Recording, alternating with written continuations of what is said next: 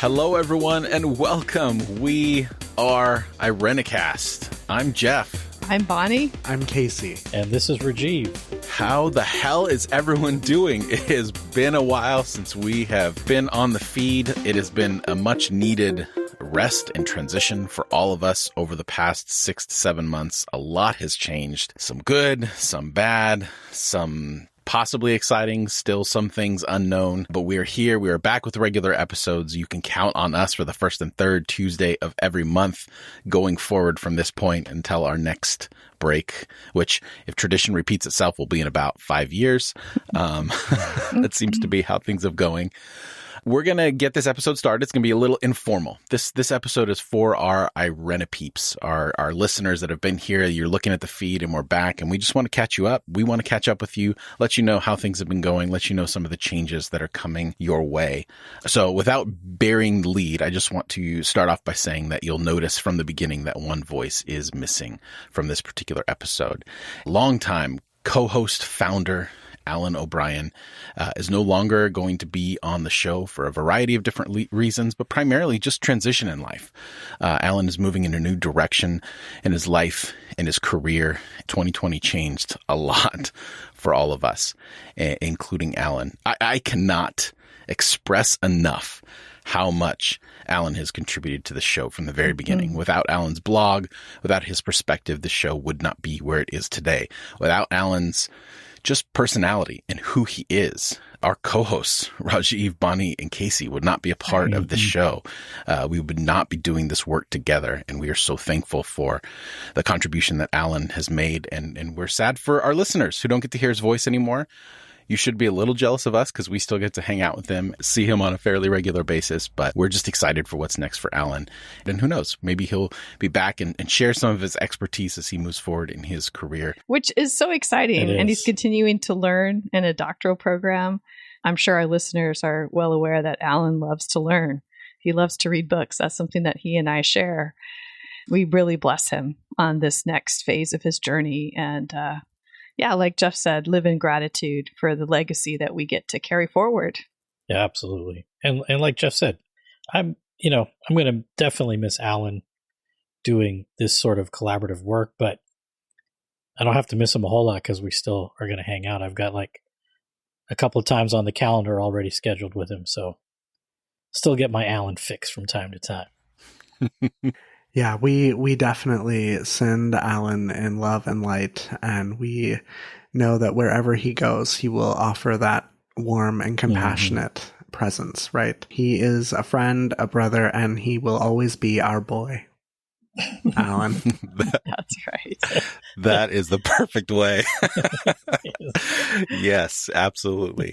Again, words cannot express his contributions to the show and where it is now, and how those help us as we continue to move forward. And speaking of moving forward, that is what we plan on doing. Like we said, we are back, and we have already some episodes in the can. We have a new series planned starting with our next episode, the first Tuesday in August, and we are very excited about it.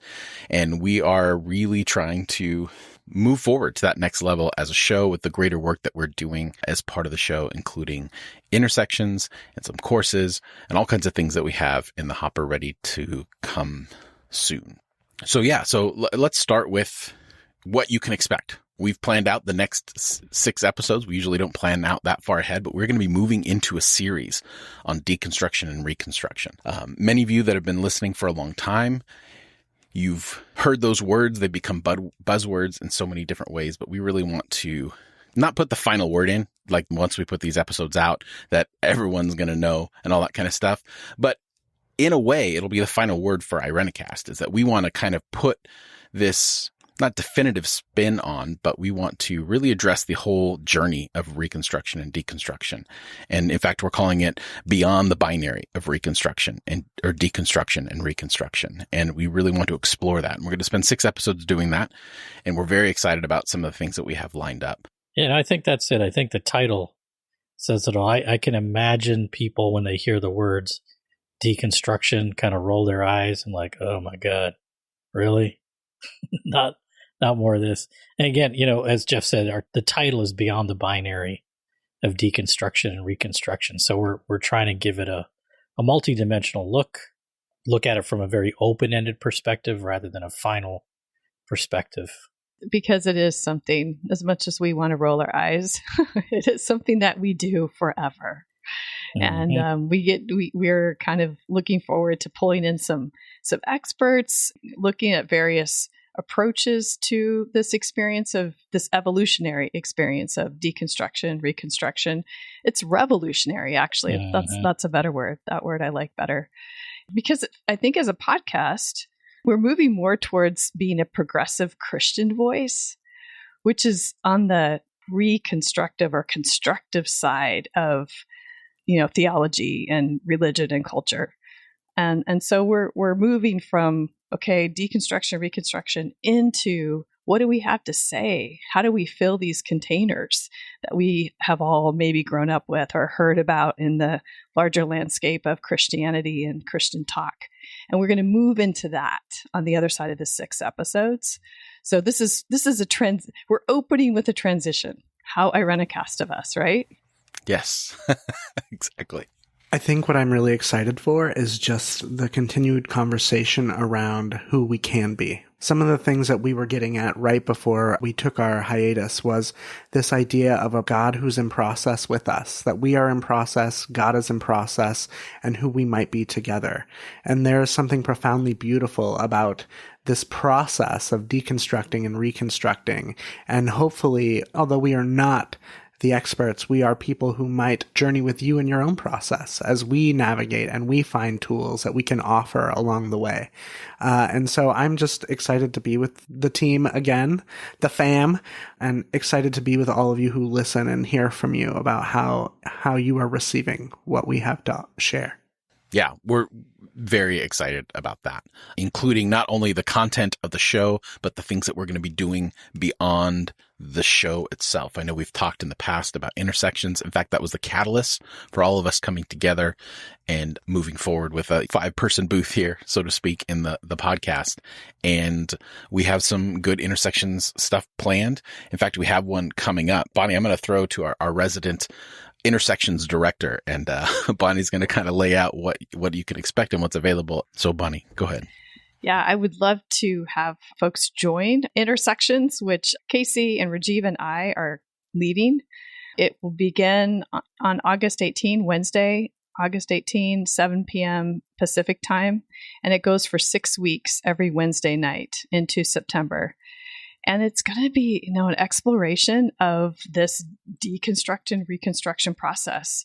Many of us have come out of the tradition, come out of evangelical fundamentalism, and realize we're still carrying a lot of baggage with us, and we would like to do something about it. But it's where do you find your people to do that with, to unpack that baggage and to hold space with you?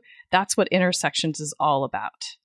So we're already more than halfway full. So if you're listening to this before August 18, try to register if you're interested. We would love to have you be part of that group. If it's already full, then we will put you on a waiting list and we will let you know more about it. And Jeff, how do people find out how to get the registration information? Right. We will put it in the show notes for this particular episode, and we encourage you to sign up. We're really going to try to put some more effort into our email list coming up as the show progresses. In fact, if you sign up for the email list, when our next episode comes out, we'll actually have a bonus interview for you that you can also get if you sign up for the email list, and it'll have all that information. And I will say, just for those of you that are listening that may not have a church home or anything, when you see the stuff for Intersections, it will be connected to the churches that Rajiv, Bonnie, and Casey are all pastors at right now, because it's something that they find that they're attracting the same people from the similar backgrounds to their churches, and this is a thing that they're providing, and we wanted to take an opportunity to open up to you. So another reason to sign up is that this round is free, and take advantage of it while you can, because it's a real program that we're developing to continue the work that we're doing with the show. Later it's not going to be free. So this is a great opportunity to kind of get in on the ground floor of Intersections and be a part of it. We have learned so much as well as many of you have learned so much on how to conduct ourselves in virtual settings. We really feel like people's comfort is varying in terms of what they're willing to do in person and stuff like that. And we think that the virtual option is still viable for a lot of those of you that are listening, or, to bridge that gap of distance to meet people. Because we know that we hear from a lot of you that a lot of you live in areas where, it's red through and through, and finding one person, let alone a group of people that are like-minded, is probably very difficult. So the information is in the show notes. It's irenicast.com/182. We'll have a section on our website as well. You can check that out and sign up for our email list. There'll be a link in the show notes, or if you go to our webpage, as soon as you move your cursor away from the webpage, it'll prompt you to sign up for our email list, or you can just do it right there. And if there's any problems, email me directly, jeff@irenicast.com, and I'll fix it for you, because there's still some shaky things with getting the website going. So if there's any technical glitches, let me know, and I will hook you up on that. So yeah, Intersections, your sales pitch. Give us the elevator pitch from your perspective on how excited you are about this. I think the most important thing about this space is, no matter how weird your upbringing was, there's going to be one or more people in the group that are like, totally get it, man. I totally relate. Where you're not having to explain that weird shit, and people aren't freaking out by what you're telling them, but they're on the journey together, and that's priceless. Yeah, I would agree with Rajiv that, over and over again, what we've heard from people who have done Intersections with us is, I found my people who I can process this with, who can walk with me to Mordor, to drop the ring in the fire and be done with it forever. We're not promising that magic will happen in 6 weeks, but at least we can prepare you for the journey, right? We can equip you with some tools and allow you some friends, some people that you might become close to who understand where you're coming from. I think there's something really powerful about being seen, and being heard and being known in a space. And that's what we're willing to do, is hold the container for you to be seen. I look forward to meeting you and hearing your story. Absolutely. And for those of you that are just finding the show, like I said at the top, this is informal. We just wanted to get our podcasting muscles stretched out, greet everyone again, and all that kind of stuff. I realize that we said all the stuff on how you can do Intersections, but Bonnie, what is Intersections? We should have started with that, but kind of a brief synopsis so that people are thinking like, oh, this sounds kind of good, but what is it exactly? Yeah, well, I think we kind of talked about that. It's a meeting of people on Zoom who are transitioning out of evangelical fundamentalism, carrying a lot of baggage with them, carrying heartache, carrying grief, frustration, anger, rage, sense of betrayal. I mean, all the things. And it's a space where, in small groups, led by facilitators who have been doing this for a while, where people can get together and say whatever the hell they need to say, whatever's on their minds, and know that they'll be seen and heard and held in that community. So I guess that's what it is. And it's obviously limited, and it's a closed group once it starts. We'll be starting various cohorts throughout the year. But, when you come, these are your people, and these are your journey partners for the 6 weeks. And because of the nature of the group and the things that are shared, we do keep it at 6 weeks, and we do try to close at a certain point so that the group doesn't get too large. So it still feels safe for people that are involved in it. So we encourage you to be a part of that. And in the show notes at irenicast.com/182, I'll put a link to the episode where we first met Casey, Rajiv, and Bonnie, and you can hear all about the infancy and how Intersection started. If you found us during the last 6 months, and this is kind of your first new episode since finding us, we want to make sure that we make that information available to you as we go through.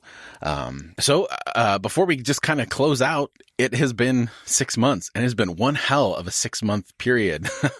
We last left you around Christmas, and then we had an insurrection and a new president and a vaccine, and all kinds of stuff have happened over the last 6 months, and we're vain enough to think that you want to hear our opinions and thoughts over the last 6 months, and how things have changed so much.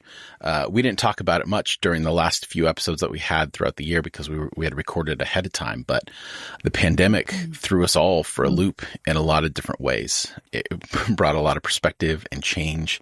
Our episodes moving forward will be all of us together in the same room for the most part because I have made the move. I finally joined the rest of the group up in the Northern California area. Yeah, so good things happening, but also a lot of weird things have happened in the world, and what does that mean for progressive Christianity and how that works? So we're just going to kind of do what is it called? Where you go around a round robin? Is that what it's called? Sure. Yeah, I think so. Sure. I don't want to age myself. That's a tournament. Yeah, round robin. But we're not doing an elimination round. No, everybody stays.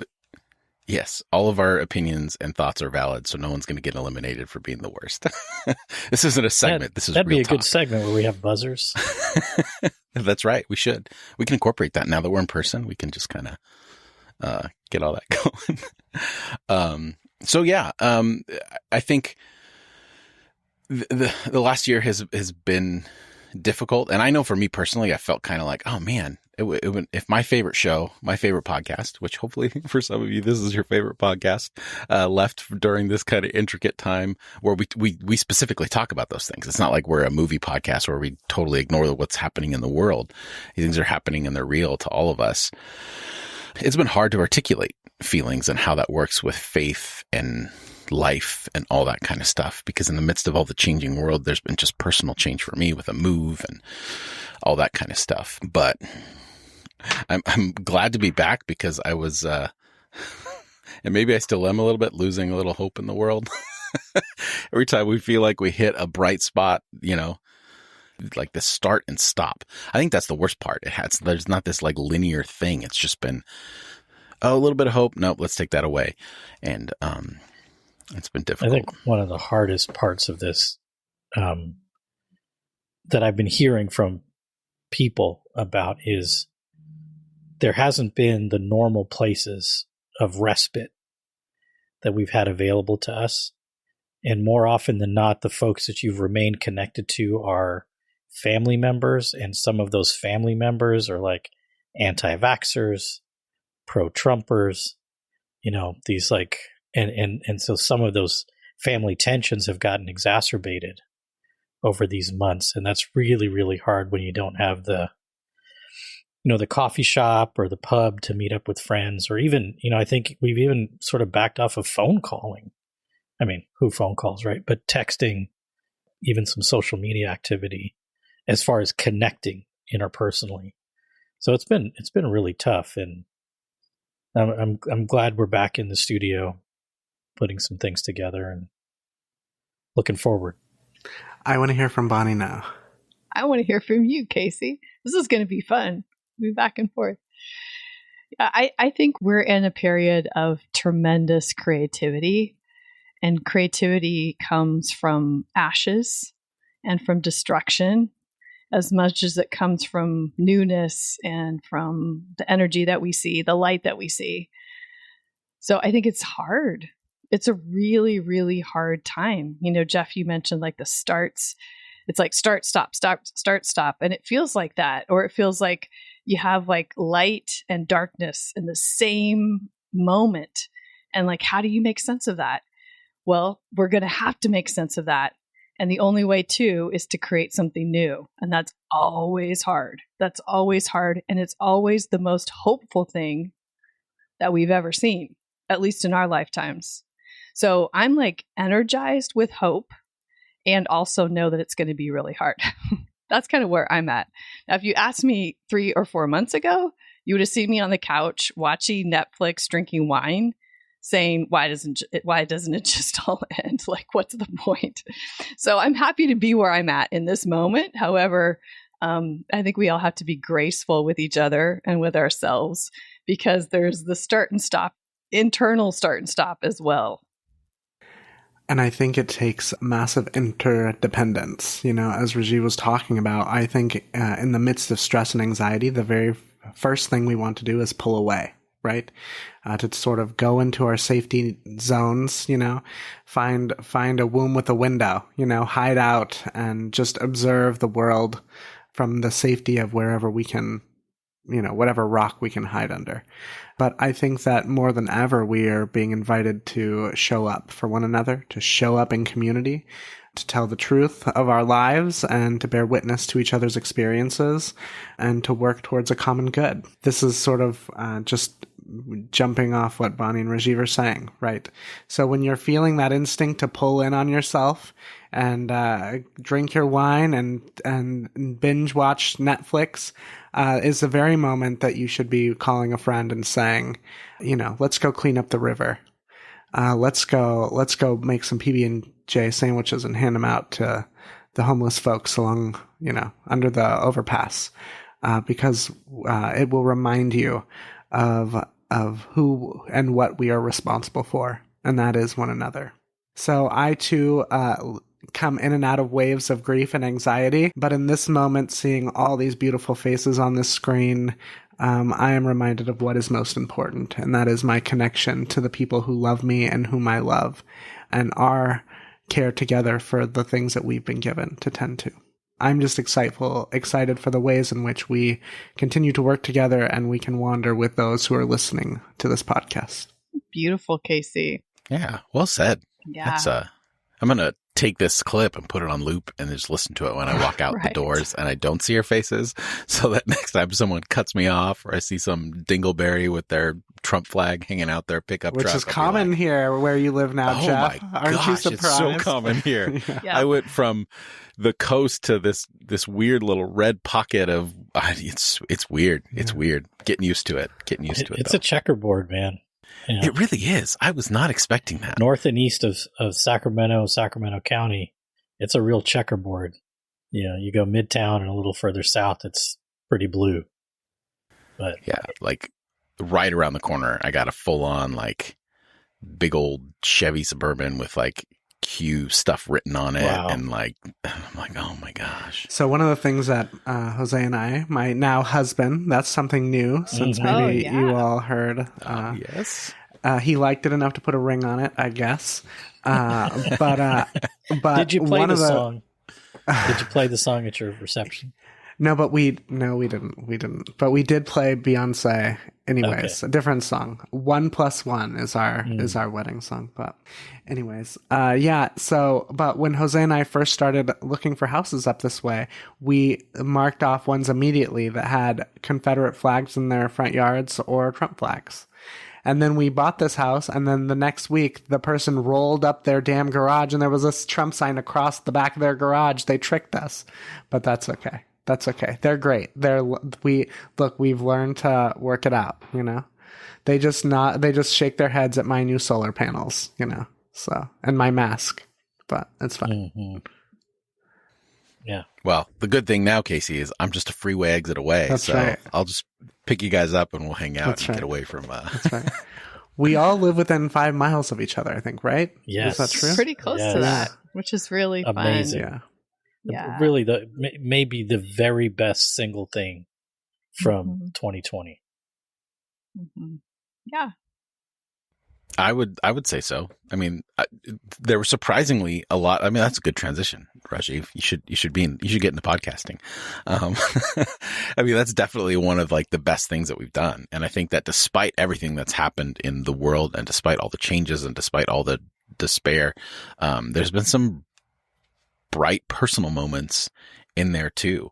For me, at least, I know that, they say that your ages from like 6 to 8 is kind of like the most like growth that happens in a child, and they learn the most and they grow the most physically and all that kind of stuff. And I've pretty much got to just be home with my kids during this time of growth. And it's been, some days have been hard because I haven't had my space and I need that a little bit, but mostly just reflecting on it, it's been like, wow, I got to see this firsthand, not just like bits and pieces because I was too busy working or doing all this other stuff. I just got to live in it.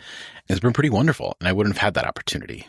Not that if I would go back, I wouldn't trade the pandemic for this, but that I got it is nice. I'm trying to think if I have anything comparable, man. I'm like, sorry, I shouldn't have started with the main event there. No, that's good. That's good. I'm like, yeah, I pulled weeds.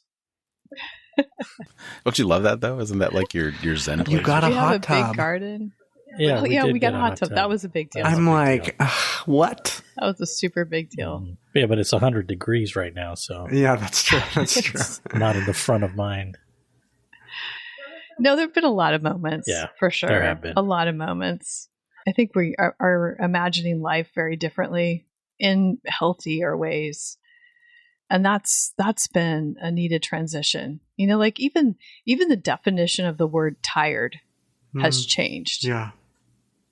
And I realized there are wells of resources within me that I didn't know I had before.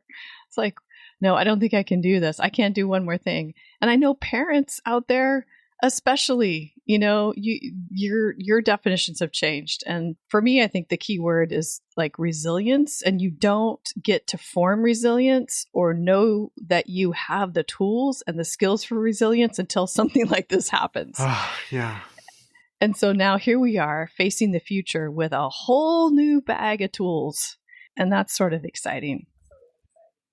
I do want to just a quick word of acknowledgement, because I know quite a few of our listeners are parents with young children in their home who have to work outside the home or had to work inside the home pretty heftily to make things float. Jeff and Kat being two of those people. You know, thank you for hanging in there. Thank you for not sending your children packing, and holding out some hope, because it's I can't imagine. You know, our kids are in their later 20s. What it would have been like to have to do it, and to do it with so little support from the larger society. I mean, that's just, it was so shameful. Well, honestly, even the small networks of support weren't coming over. And women, you know, they've really suffered a great deal because they tend to be the ones who are burdened with the work outside the home, the work inside the home, the housework, all of it. And then a lot of the caregiving work is also women. Say, yep. So, for elder, like aging parents. Or out of the home caregiving work. So we're still here together. That is good news, but for sure there's a lot of trauma and healing and rest and fun that people deserve. Yes. Right. Yeah, and for those of you listening that are healthcare workers, especially, my goodness, I can't imagine what you've walked through. I mean, my partner, my spouse, my wife, she worked in the ER for the first half of this pandemic. She wasn't a nurse or a doctor, but she was frontline administration, checking people in, and she just come home exhausted. And I can't imagine, you know, on top of that, you know, those of you that are nurses and doctors also dealing with patients and everything. And then on top of all the horror stories I heard from my wife about just hospital politics and all the stuff that goes in there, my hat's off to you as well. I'm sure you're still exhausted with things spiking in a lot of different areas. So thank you all. And thank you all for grocery store workers, especially. Y'all were my savior during this. It was just nice to, the only personal connection I got was just the person at the checkout stand, you know, early in the morning when the store opened. And, you know, good on all of you who are standing up and not accepting to be treated the way that these corporations have been treating you. That's and right. All that kind of stuff. I mean, there's so many people to be thankful for during this time that are out of our like personal purview. And, I wish there was, you know, endless resources to help all of them. Yeah, even with that, just actually a quick shout out to our kids who are recent college grads, undergrad grads, and, you know, zero job prospects for you people entering the workforce, professional workforce. They worked at Target, which is, you know, it's great. I'm glad they were working, but being frontline workers in a big box store was really interesting and challenging for them. And they observed some of that corporate stuff. And I think where they worked was better than many places, but it's hard. And so those of you new to the professional job market with certifications or degrees or whatever, it's feeling for you too. Is there anything happy? Anybody have anything happy? Oh, that was happy. How is that not happy? We're back. Yeah. We're here. We're talking. We got episodes coming out. We're gonna, take on deconstruction and reconstruction, and that's all. Yeah, living in gratitude for people that's happy, I think. It is. I was just feeling tired. And the protesters. We can't forget the protesters, right? Oh my gosh, right? Who went out in the middle of a pandemic and said, I just can't stay home any longer. I see things clearly now. And the world needs to change. That was really powerful to witness all throughout this pandemic. I know for some of us, we're maybe new to protesting. And even though these things have been happening for a long time, it's never too late to join the movement. So welcome to all the new folks who are social justice warriors. We hope that you hear threads of that social justice warriorness in this podcast. Never too late to do the right thing. Amen to that. For sure.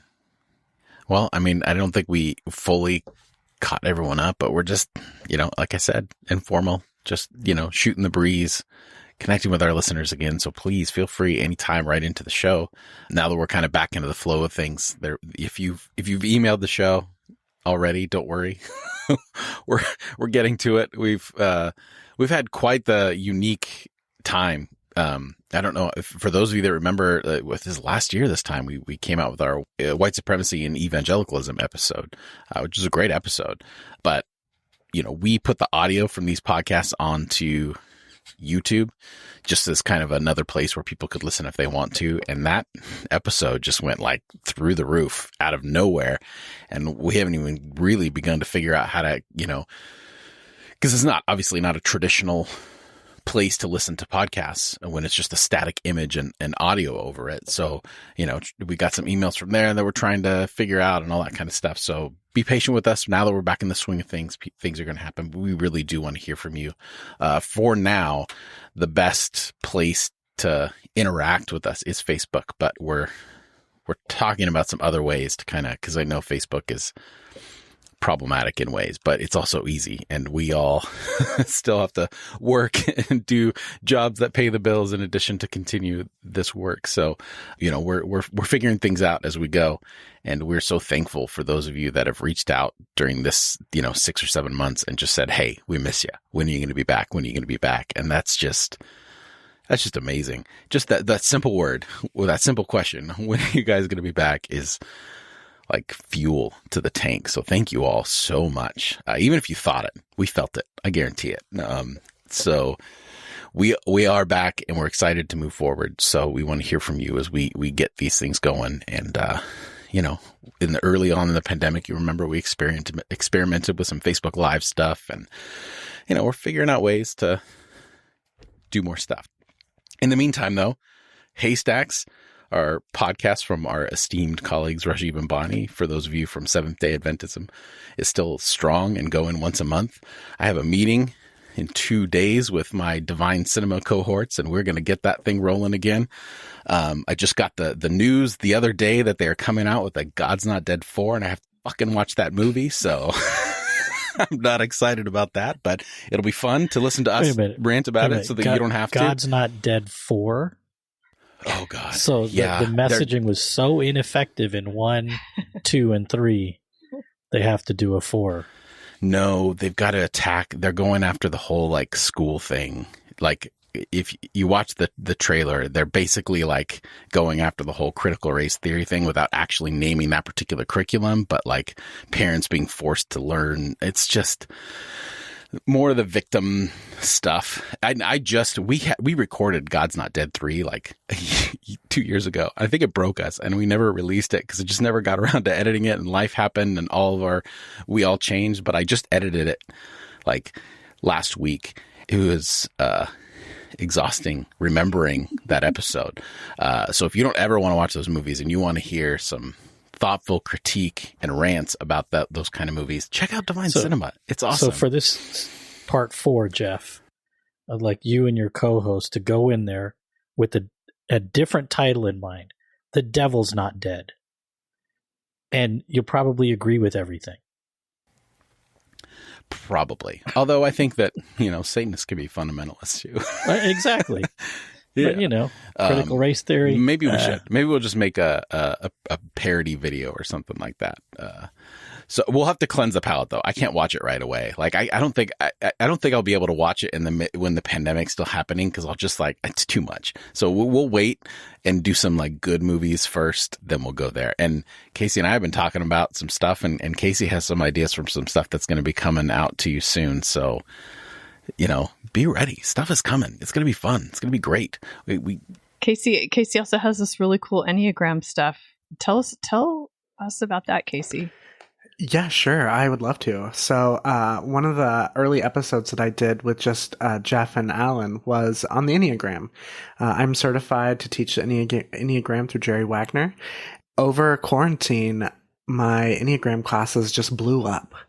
I've worked with licensed therapists. I've worked with churches. I've worked with staff of organizations, and have been teaching the Enneagram to all sorts of people. It's been really, really cool. And so I'm hoping to eventually do an Enneagram class for our listeners and for our churches and whoever else wants me to come and teach Enneagram. So that's been really great.